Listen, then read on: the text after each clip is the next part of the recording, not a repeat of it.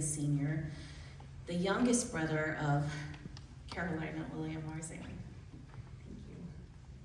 It is my honor and a privilege to share with you the life of my Auntie Carol.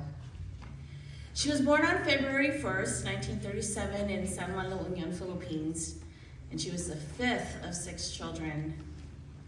Our parents didn't share very much about how they grew up. So one day, I asked her about our grandfather because I only saw him in one picture. His name was Opiano Martinez Olea. Auntie Carol shared with me that Grandpa was a very good man. She said that their family lived along a path that led to the base of a mountain. Travelers would pass by their home as they made their journey to visit the relatives who lived in the higher elevations. The provincial mountain village is home to the native Filipinos, the Igorot. And Auntie Carol shared that her dad would invite the travelers to rest, eat, or drink before they made their way up to the mountain or when they headed back into the city. I want you to hold on to that thought. Auntie Carol was a successful scholar and an athlete when she was in high school, and she excelled academically. Our grandpa died in 1955 when she was 18 years old. And by this time, Auntie Carol moved to Manila, where she lived with her eldest sister, Antonia Olea Montoliano, also known as our Auntie Tuning, and her late husband, Fabiano Montoliano, whom we call Uncle Pabling. Auntie Carol's dream was to become a nurse, and she was accepted as a young nursing student at Far Eastern University in Quezon City, Philippines. It was a program that was newly established as an Institute of Medicine only in 1952, just years earlier. If you think about it, Auntie Carol was a trailblazer in the medical field. Cousin Manang Dolly, Dolores Montoliano Queja, she recalls the following memory. I remember when we were still young. She helped my parents take care of us and helped us in doing some household work. I remember her fixing our hair. Manang Dolly's sister, Manang Edna, shared that Auntie Carol would take her to the province to visit our grandparents, and it's because of her that our cousin was able to see and meet our grandpa.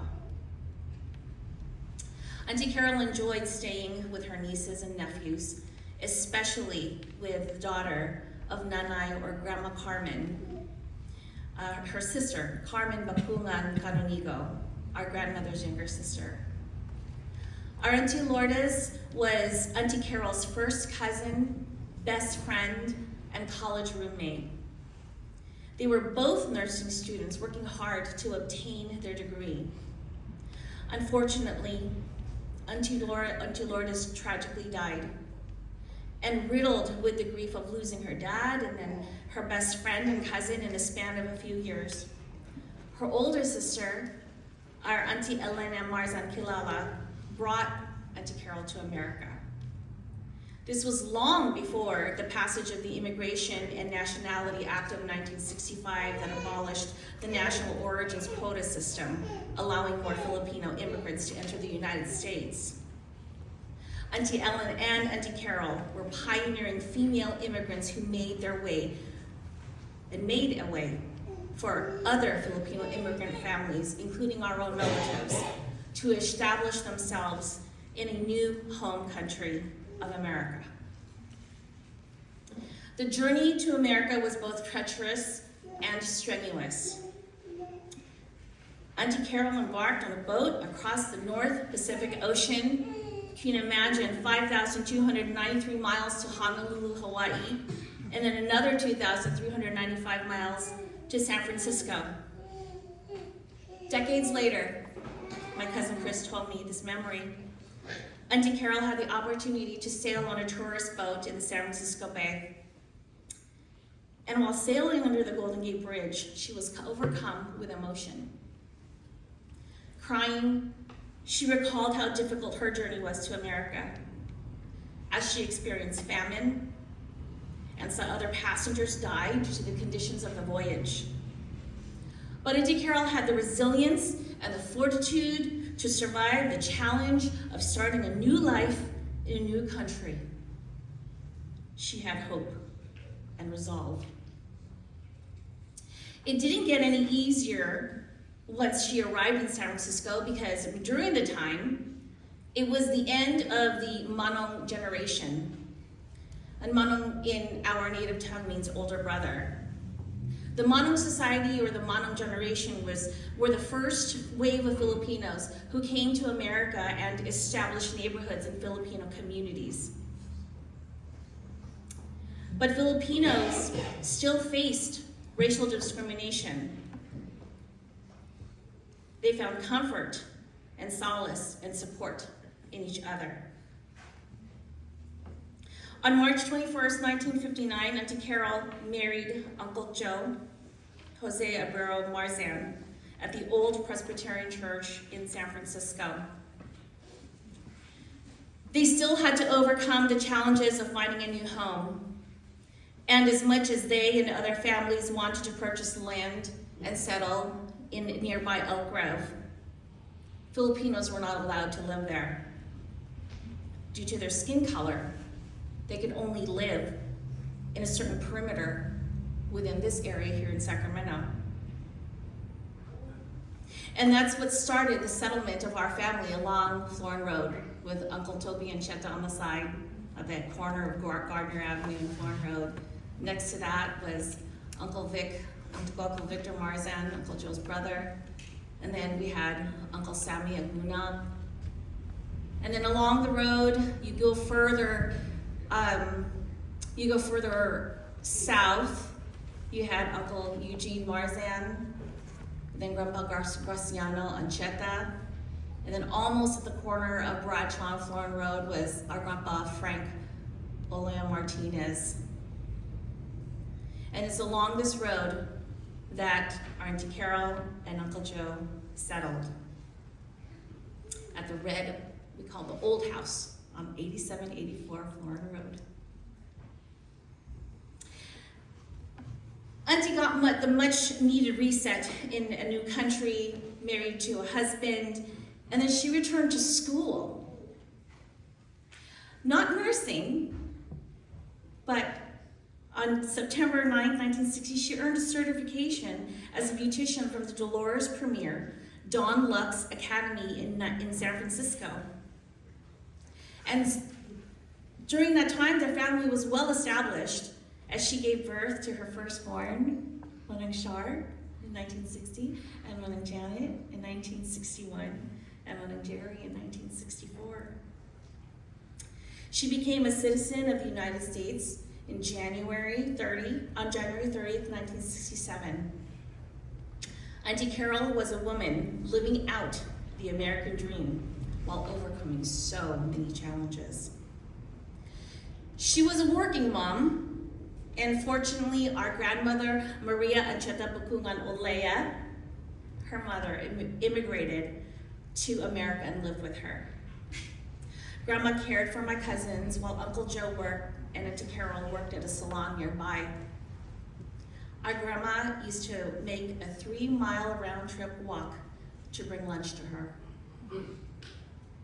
In 1966, Auntie Carol visited the Philippines with Manang Shar and Manang Janet, and this was the first time my mom, Regina, met her future sister-in-law. She recalls Auntie Carol as being nice and generous.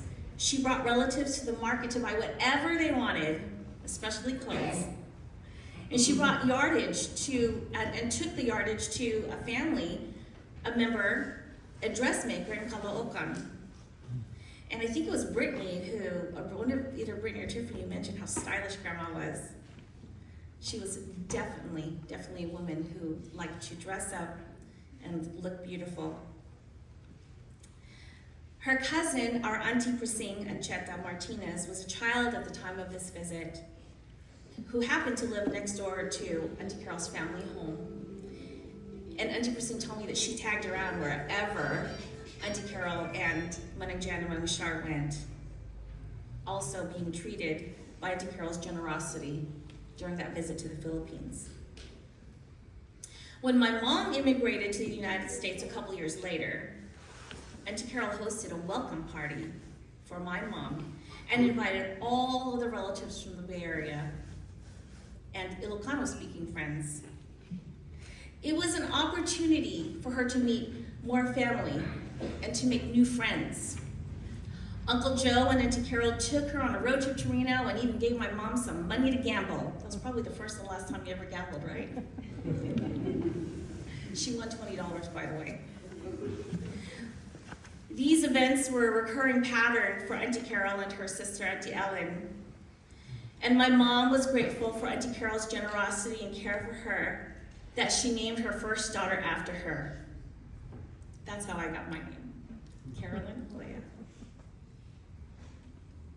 Auntie Carol and Auntie Ellen would plan welcome parties for family members who newly immigrated to America, inviting relatives and the Filipino community. Auntie Carol gifted them with money and took them on road trips. And considering what she had to go through to get to America, it was important that any family who visited felt welcome and supported. She never forgot her family in the Philippines. A family representative from each of Auntie Carol's siblings recalled that she would send gifts and financial support to her siblings and their children.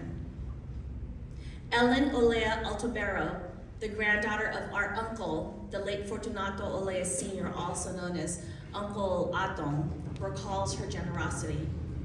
She said, "We are very grateful for her support by sending us packages and even money to our family in the Philippines." Auntie Carol never asked for anything in return from anybody. Her youngest son, Christopher Olea Marzan, was born in 1975 after she opened Carol's Beauty Salon, which was attached to the family home on Florin Road. Auntie Carol was an entrepreneur and a hard-working woman. She worked as early as 4 a.m.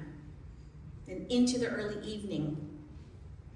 She pampered her customers by serving hot coffee and the Danish cookies from a tin can. I think we kids always stole the ones with the sugar on top. She would make time to entertain visitors in between clients and would always have a treat prepared for them to eat while they visited. Her clientele list included one of our teachers. Some of you had Mrs. Sorna. And I know that the Tsukamoto family was there last night. Mrs. Tsukamoto, who was one of her clients, and she was a Japanese American educator, a cultural historian, and a civil rights activist. And then the wife of a cast member on the Lawrence Welk show would come to get her hair done when she came to visit her family. And knowing that our grandma loved the show, Auntie Carol secured an autographed photo of some cast members and memorabilia. Relatives who visited often drove away with a new haircut or a perm and a bag full of vegetables or food for the road. Auntie Carol was a thoughtful woman. She was a role model for hosting and always made time for anyone, no matter how busy she was. Yesterday, some of our cousins shared their memories. Manang Helen Olea shared how grateful she and her family were for opening their home to them when they first came to America. Manang Edna came to America on a student visa, and she also lived with them. Auntie Carol provided a home for her and support so that my cousin can attend Heald College. She opened her home to anyone in need. She even took care of my sister Cynthia for 1 year after she was born while my mom commuted to work in San Francisco. Auntie Carol took care of me and my siblings, making us feel as if we were not just her nieces and nephew, but as her own children. It was important for my aunt that people she loved experienced the same blessings she received. Her love language was acts of service, and all of us are recipients of the fruits of her labor and love. Typical of Filipino parents in her generation, Auntie Carol did not communicate to her children how she felt about them, but to my cousins, she was proud of you. She had nothing but good things to say about all of you. Generous with her time and talent and treasures, she worked hard for her children because she wanted them to have a bright future. She always had good intentions. All she could talk about was her children's accomplishments, the awards they earned, the participation in 4-H, submissions to the California State Fair exhibitions and Cal Expo, how they learned how to play the guitar, the piano, and how to paint, how Chris went to preschool and played baseball. Auntie Carol was so proud of their accomplishments, their spouses, their careers, and most of all, her grandchildren and her great-grandchildren. She proudly wore this sweatshirt that had all of her grandchildren's names embroidered on it. At the time, I don't think all 14 were born yet. And after she retired, her joy came from the ever-growing family, increasing the number of grandchildren, 32 to be exact. Auntie Carol was an active member of the community. She was enthusiastic to share about her involvement. She was an auxiliary member of the American Legion Post 604. She promoted a lot of events for the Filipino community of the Sacramento vicinity. She sold tickets for different fundraising events that contributed to scholarships. And Amanda Shar and I were recipients of that effort. And Auntie Carol loved this church. The Florida United Methodist Church was an integral part of her life. And Mother Janet remembers how she made the family go to Sunday school every Sunday. And she is grateful for instilling these Christian values into her and her family. And you can see that the Olea family at large is a family of faith because of how our parents lived out their faith. One of the ways they demonstrate their love for God was through acts of service. Auntie Carol served on different committees here. She hosted the annual Christmas caroling party, but was best known for her lumpia that was sold at the International Multicultural Food Festival. She even found time to volunteer at the front desk of the Methodist Hospital on weekends. And St. Paul's Catholic Church was literally across the field from the whole old house. And even though she was an active and lifelong member of the Methodist Church, anytime the sisters would come over to ask for a donation, Auntie Carol did not hesitate to give. She gave her heart and shared everything she had with her family. And for as long as I can remember, our family always celebrated Thanksgiving or Christmas in Sacramento or in San Francisco. And my cousins and I reflected on what a wonderful job our parents did in making family time a priority. Many cousins spent part of their summer vacations at the old house. She drove us around in her Impala, taking us to the California State Fair, even a day trip to Lake Wildwood, Nevada County, JR's drive-in for banana splits. And if you're lucky enough, you got to take a formal photo at JCPenney's photo studio at Florin Mall. After raising her children, she became a full-time grandmother and Lola, just enjoying being in the presence of her family, whether she was in Austin, Texas, or Fresno, or right here in Sacramento. And within the last 3 months, Auntie Carol's health declined rapidly. Time was short, but the love that we have for Auntie brought our family together.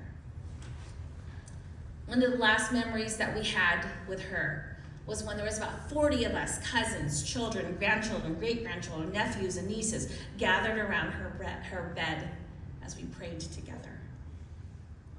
It was one of the last moments when she was physically alert and responding to us. And on March 22nd, Auntie Carol went home to be with our Lord. As we prepare to say our final goodbye to Auntie Carol, a matriarch of this grand family, I want to circle back to her as a little girl,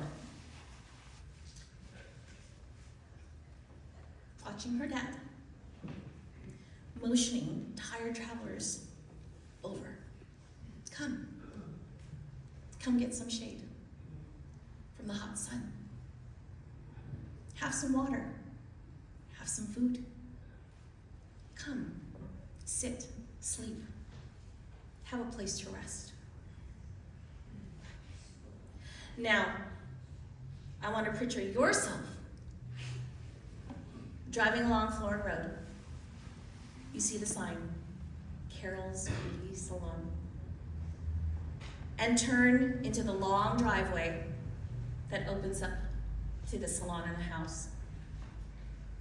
And just like how our grandpa and grandma provided respite to weary travelers, Auntie Carol has prepared something especially for you, like her persimmon cookies, to bring you comfort and joy after a long journey, welcoming you with her beautiful smile, hospitality, and generosity. Now, it is our turn to send her off on her last journey. She will be remembered by her tenacity, her bravery, her selfishness, and faithfulness. She leaves behind a legacy of love and commitment to God through serving her family and community. Let us strive to keep our family together and to love one another and to serve those in need, just as she did, as she modeled for our parents. Thank you, Auntie Carol, for loving us. And thank you, Lord, for the blessing that Auntie Carol was in our lives. May she rest in peace.